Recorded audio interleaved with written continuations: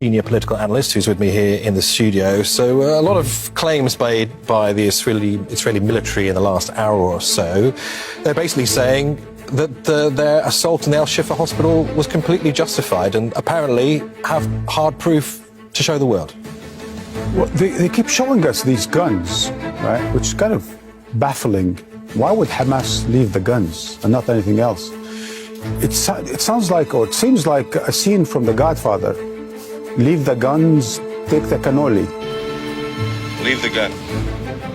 Take the cannoli. Which actually, it sounds comical, but it's actually tragic that the Israelis think that this actually works. The fact that you have these Hamas fighters, militants, whatever, and the only thing that protects them is their guns, but what, they take everything and they leave the guns behind? Just to remind our viewers what they claim to have found, this is directly from the Israeli military. They say that they found guns, ammunition, grenades, and a flak jacket. So no captives. Obviously, that's the main objective for the Israeli military.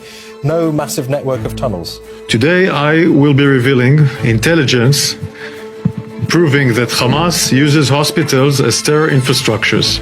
Hamas has turned hospitals into command and control centers and hideouts for Hamas terrorists and commanders. This is only an illustration. We will not share here the true material that we have in our hands. This is only an illustration. It's a baby bottle.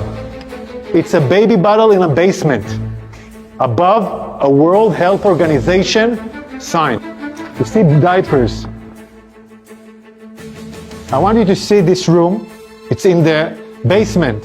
I don't know if it's worth commentary. For example, they found a calendar on the wall in Arabic, and the military spokesman was saying, you see, these are the names of the Hamas fighters and their shifts. And now we'll show you more evidence. In this room,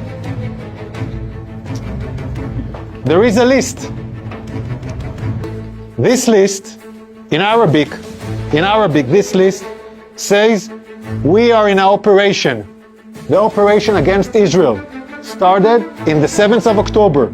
This is a Guardian list where every terrorist writes his name and every terrorist has his own shift, guarding the people that were here. And what it actually said is Sunday, Monday, Tuesday, Wednesday, Thursday, nothing else in Arabic. So they are showing this, but presumably is evidence, but it's actually humbug. They don't have anything to show for that justification for the genocide that they've carried against Gaza and for the bombings of the hospitals and their vicinities and for their attacks and for the collective punishments, making 36 hospitals out of service, which actually led to the death of countless people, thousands of people, because of their policies based on some sort of a justification with no shred of evidence. And now, and this is very important for our viewers around the world to keep in mind, that as they brought in these boxes into the Shifa hospital the last few hours, we saw them on camera bringing boxes in.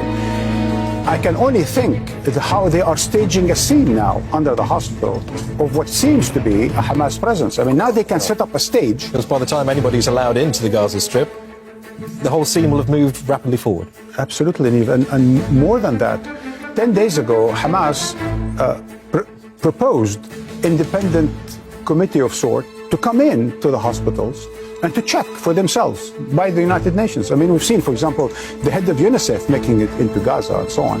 So why not just having sent an independent commission to look into what's going on in Gaza? But the Israelis didn't want it, the Americans didn't want it. They kept talking about evidence that no one have seen. Clearly, there isn't much of an evidence, and now we see it. And for me, it just brings back the memories of Iraq war, weapons of mass destruction. There were no weapons of mass destruction. And there is no Hamas headquarters under the hospitals. It's all a made-up justification for them to carry on with